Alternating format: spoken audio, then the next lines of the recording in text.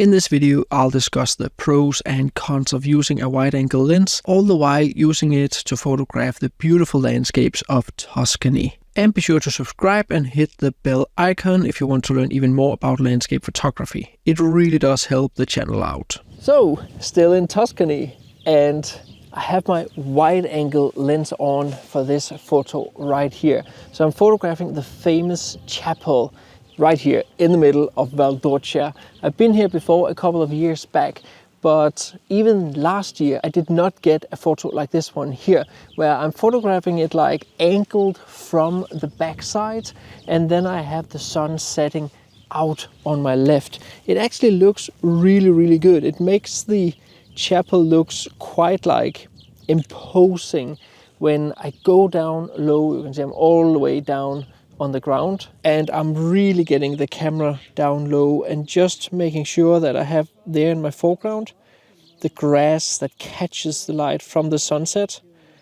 We are not entirely close to the sunset just yet. The sun can still come a little bit further down and have a little bit more orange light. I will get that shot later, but just to, like you can see here, I'm not too bothered with getting the foreground in focus, but I am still shooting at f13, f11-ish, so there is a little bit of focus in the foreground. ISO 100, underexposing a little bit so I don't blow out the highlights there on the left too much. I could underexpose it even more and then just bring up those shadows in post-processing. Shouldn't be too hard to clean up for this specific photo right here. But yeah, this here is one of the few wide-angle compositions that you can photograph here in Tuscany. And yeah, I like it. I like the variety that I've captured over the years, where I have both some medium focal lengths, some long lens shots, and now also some more wide-angle photos.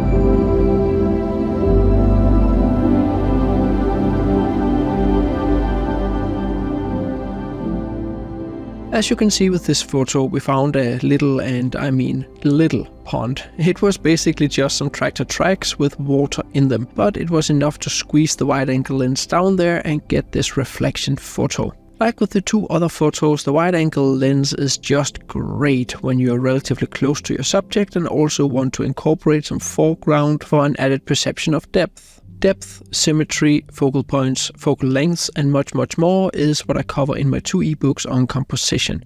Both ebooks are easy to read with plenty of examples to get to the point fast. There are links to both of them and the free light versions down in the description of the video.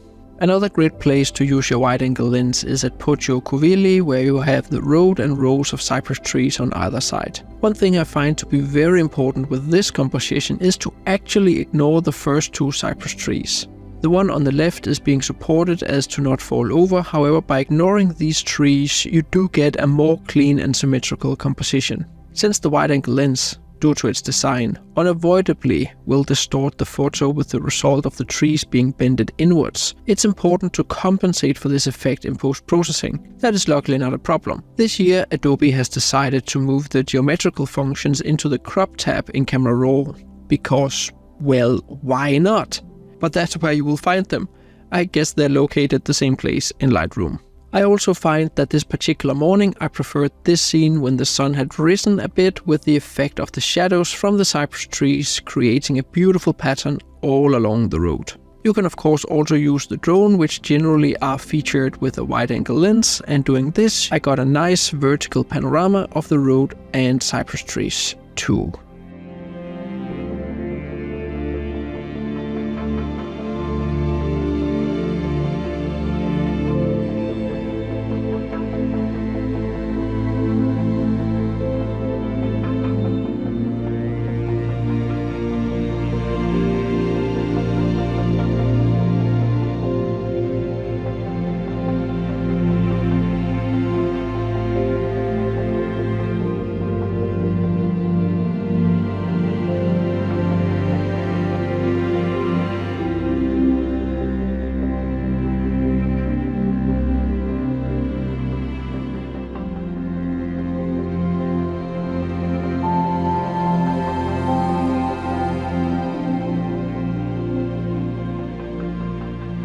Both these photos required a bit of editing, and if you struggle with your editing, be sure to check out my huge 30+ videos post-processing course, Photoshop for Landscape Photographers. In this course I share all my editing techniques, everything from adding and controlling glow and atmosphere, cleaning my photos properly, editing with luminosity masks to avoid the pitfalls of HDR photos, focus stacking, fixing geometrical issues, and much more. You can save a bit of money with a coupon code in the description of the video, where you will also find the link to the course. Happy learning!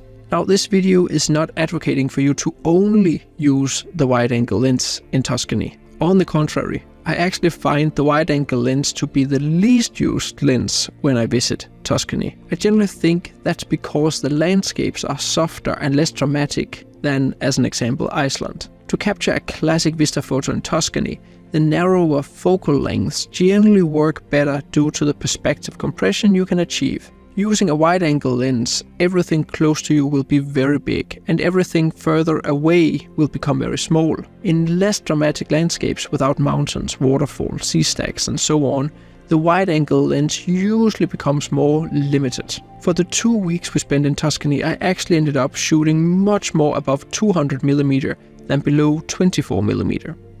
You may also have noticed that both photos I showed here were taken after sunrise. That's because we actually started at the same composition as I covered in last week's video all about using the telephoto lens. On this visit we were actually very lucky to get an even better pre-sunrise burn, which, although taken at 45mm, I just have to show in this video, and on top of that we also had a beautiful crescent moon rising.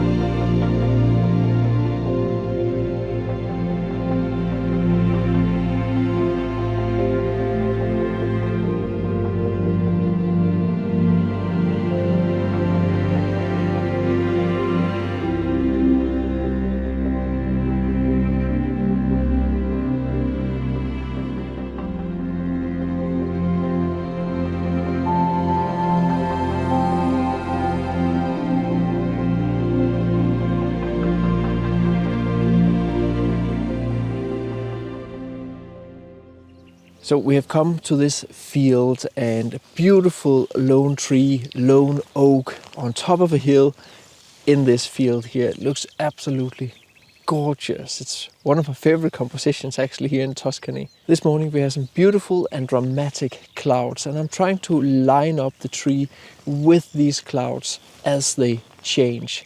What I'm also doing is I'm using the wide angle, and then I get down low, and as I'm low, I'm trying to introduce some of this grass here in the foreground. So you can see something like this. Here is my composition. I'm shooting right now at f8, ISO 100. It gives me a shutter speed I can fairly easily handhold with image stabilization on. So to find a composition, I put out my tilt screen right here. Then I find this low angle, and then I simply just walk along the grass here until I find something that I like as my foreground. Maybe here, a little bit back, and then you can see, try to use the grass to frame the tree right there, while I have these super dramatic clouds there in the background. It looks really nice. And again, I'm not too bothered trying to focus like this one. It's okay that the grass in the foreground is a little bit out of focus. For me, that's a creative decision that I don't mind taking. And here are some photos.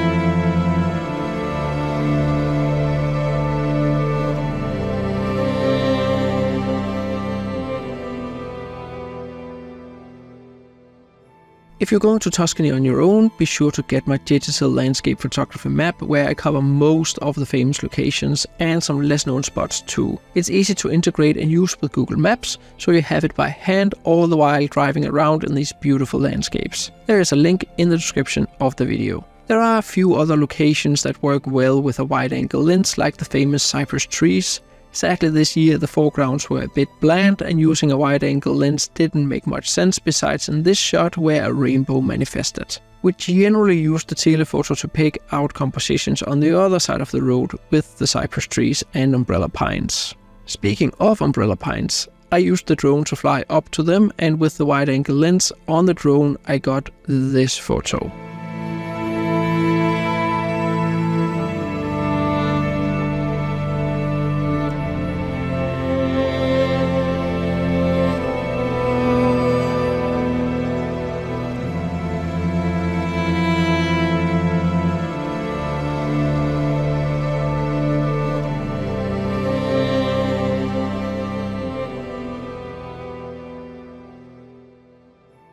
There are definitely more locations where the wide-angle camera on a drone can be used to get some incredible photos, like at the famous Bacaleno, where you can use the road and cypress trees as a beautiful leading line, or as in this example from a gorgeous atmospheric morning.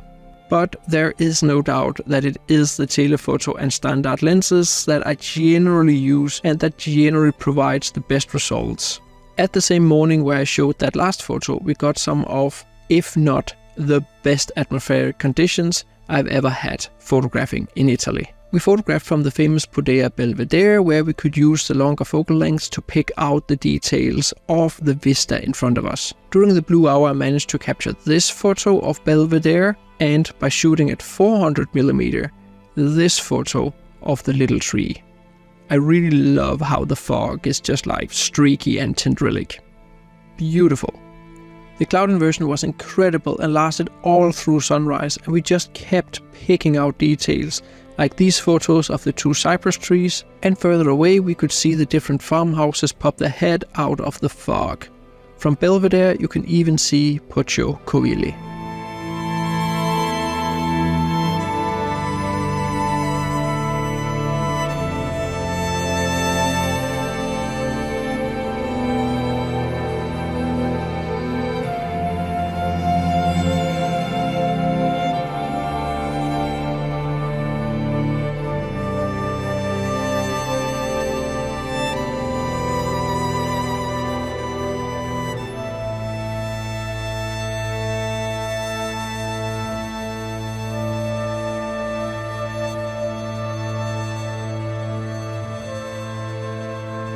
And not to mention all the photos you can get from the air with the drone. I really got used to use the 3x and 7x zoom with the DJI Mavic 3 Pro, and the perspective compression you can get from these cameras unlocks so many new compositions.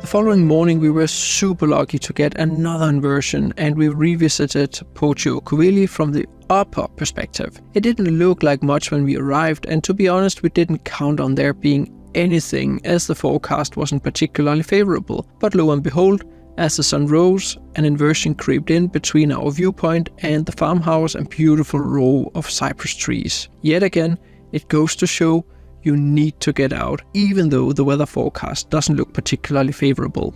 I used both the long lens from the ground and the 3x zoom from my drone to both take single photos and make some panoramas.